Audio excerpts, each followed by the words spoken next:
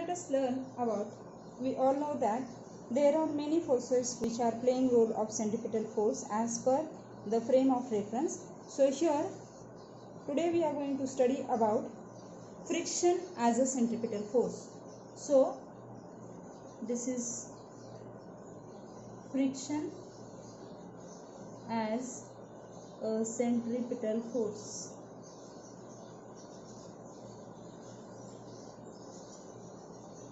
In your textbook, they have given it under the application part, that is vehicle moving on a curved horizontal road. So actually there are two cases, that is first case, vehicle moving on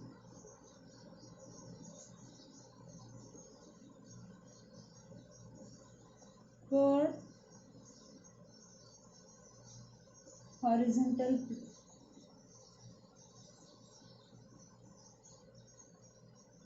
road, and second case, that is vehicle moving on curved banked road.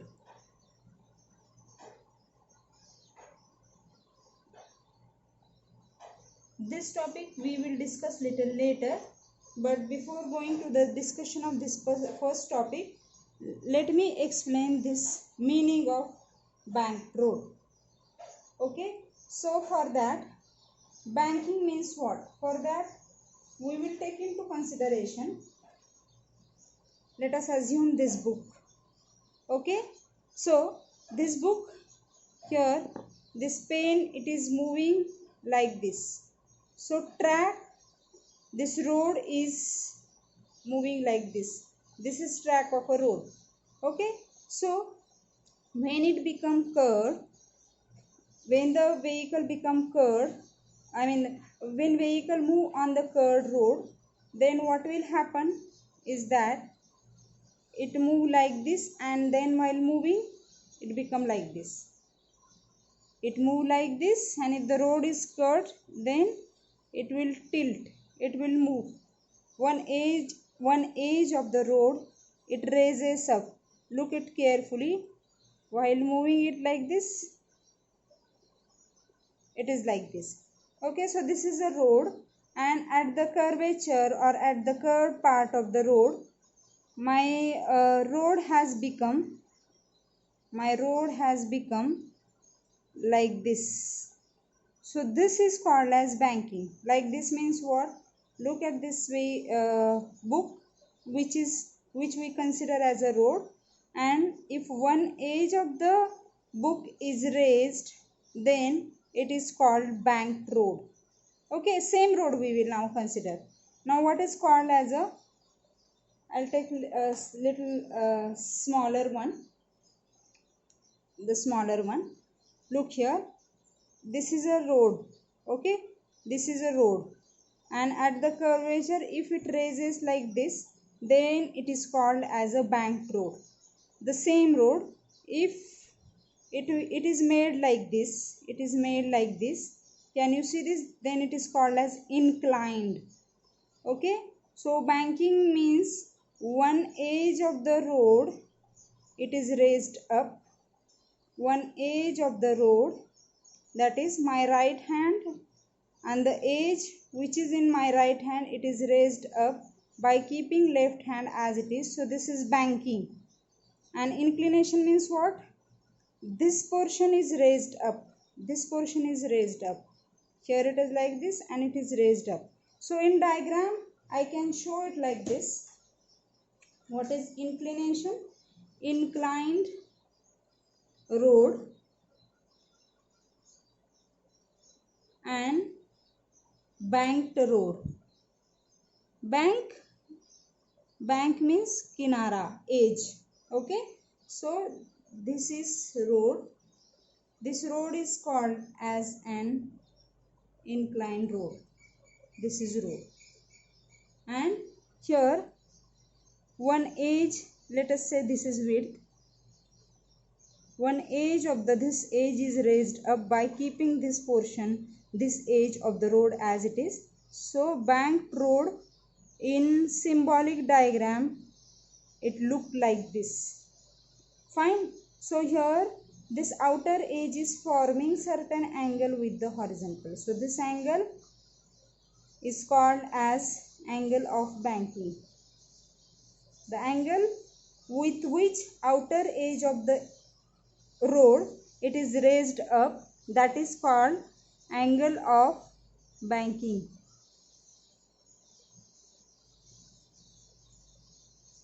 Okay, so this is difference between the same road which is inclined and bank.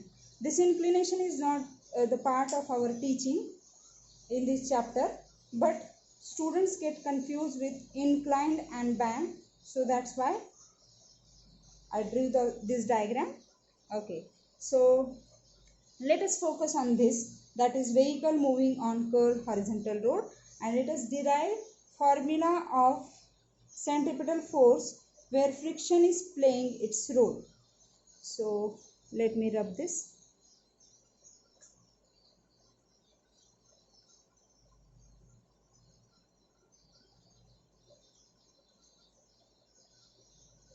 Okay, so here in this case we will draw a diagram. I will try to draw this curved road. So let us consider this road, and these are two wheels of the four-wheeler. It is moving like this. This also move same way. I am just focusing on this wheel. Okay, so this is what the direction along which my vehicle is moving. As per inertia property, this vehicle is in motion. This vehicle wants to move towards this point 2.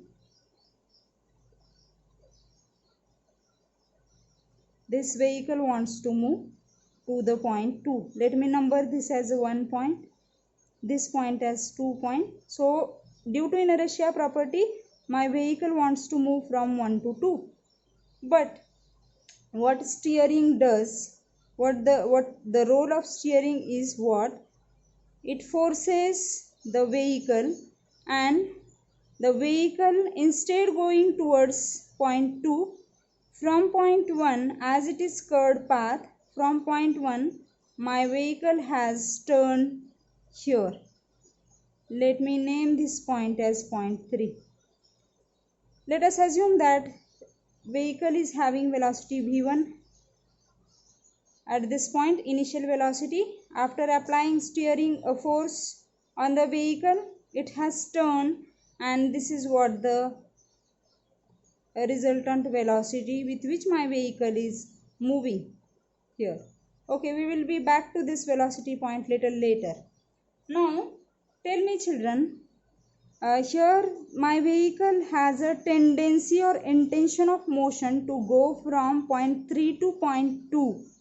Okay, but due to steering has applied a force on it, due to steering has applied force on it, this is what the second wheel also, my steering has applied force on it, so it has moved from 1 to 3. So intention of motion of vehicle is like this. This is the direction of intention of motion.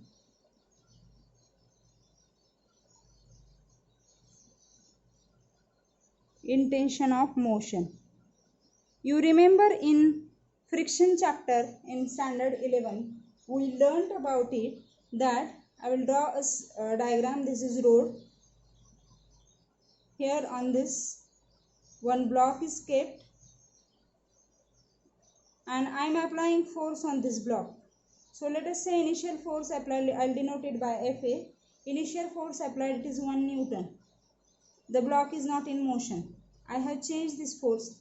I have made it 2 Newton. So direction same, but magnitude I have increased from 1 to 2 Newton. Still block is not moving. I have changed it up to 3 Newton and then block started moving.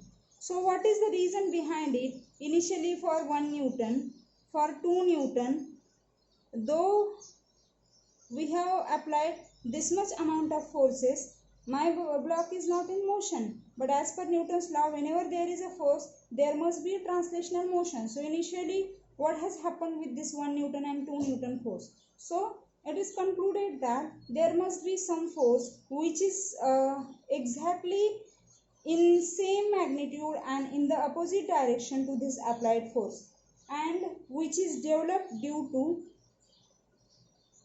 this friction between block and the rod. So at the point of contact between block and the rod, the force is developed, and that force is, I'll denote this force as Fr. This force is called as force of friction.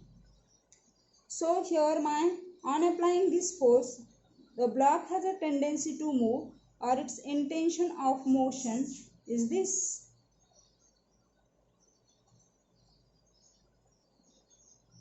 Block कहाँ जाना चाहता है?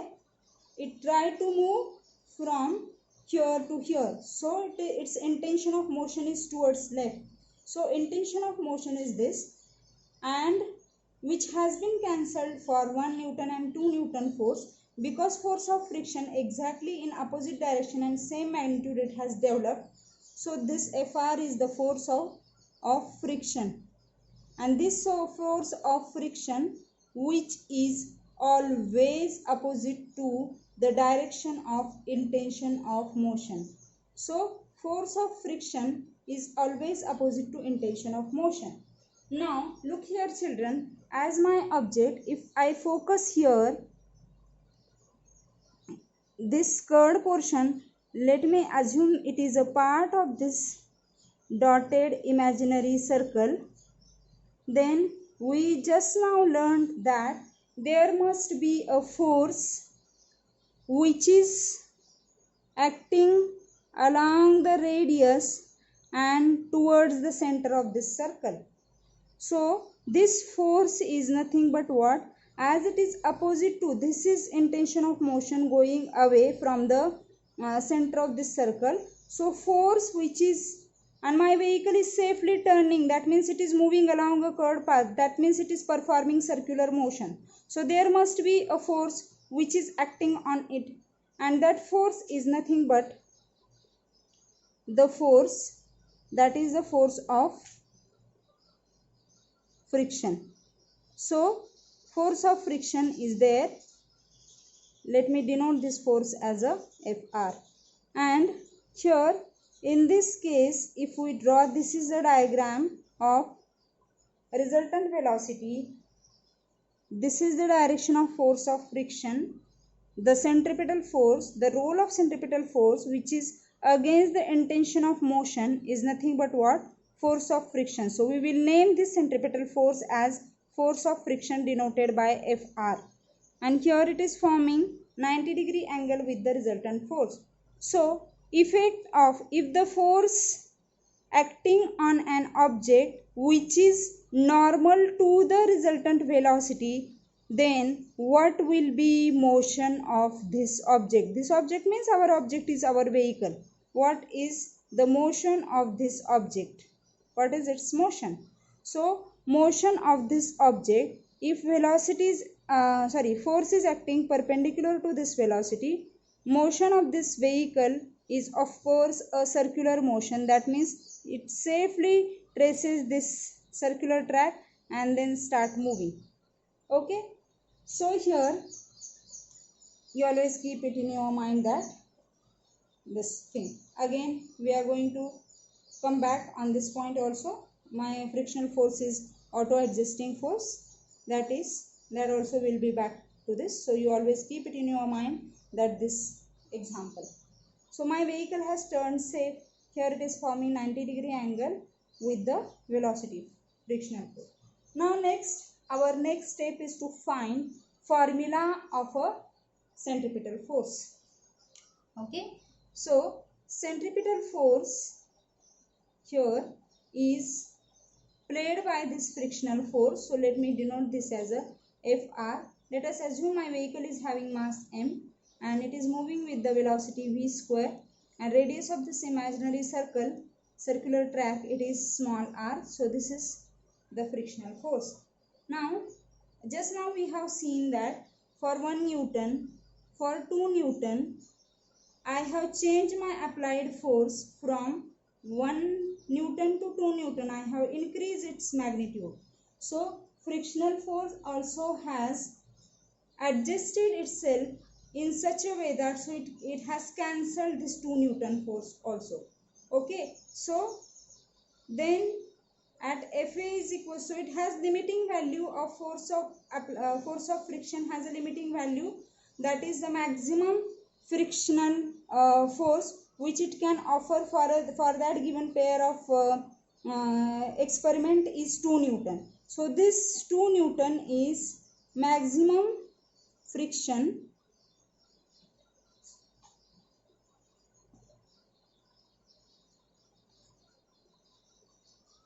or this maximum friction is called as limiting force of friction. Why this is limiting force of friction? Because above this value we have increased it to 3 Newton. Then what has happened? My object started moving, then the role of friction is over. So limiting force of friction is the maximum friction which offered by the given set of experiment. So limiting force of friction, that is the maximum friction. Now come back to this equation. When we will get this equation maximum? When this force of friction becomes maximum. So here in this case we cannot change mass of this vehicle. We cannot change the mass of this vehicle. We cannot change mass of this vehicle, right? We cannot change the radius of this circular track. Then what we can change, what is in our hand is that the velocity of this vehicle. So velocity of that vehicle can be made maximum, and on the basis of that this force will be maximum. Therefore this equation will also take the form, this is written in your textbook, Fr is equals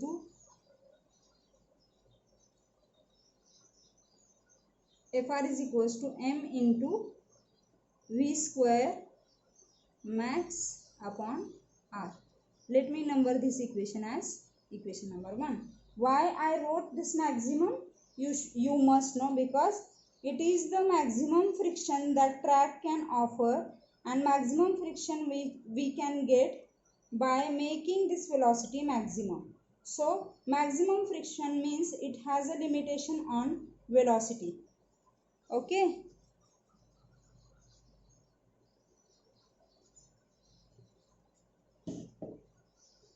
Right? So let me rub this because it's not a part of our derivation. Now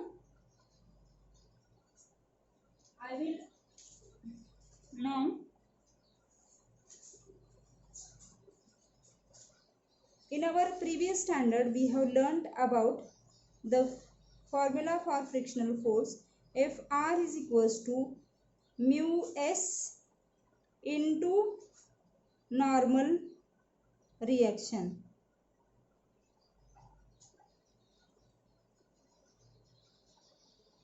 Normal reaction force for the plane surface, we all have learnt about it. It is mu s into m into g. So where this mu s is the coefficient of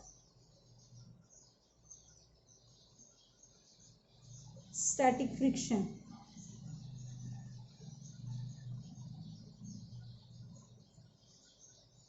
Okay, so let me number this as equation number 2. On substituting this 2 in 1, we get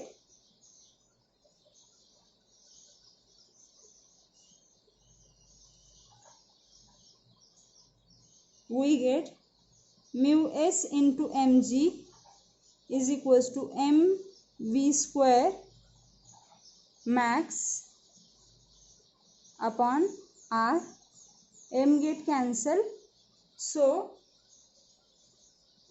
V square max is equals to mu s into gr, or it can also be written as V max is equals to square root of mu s into gr.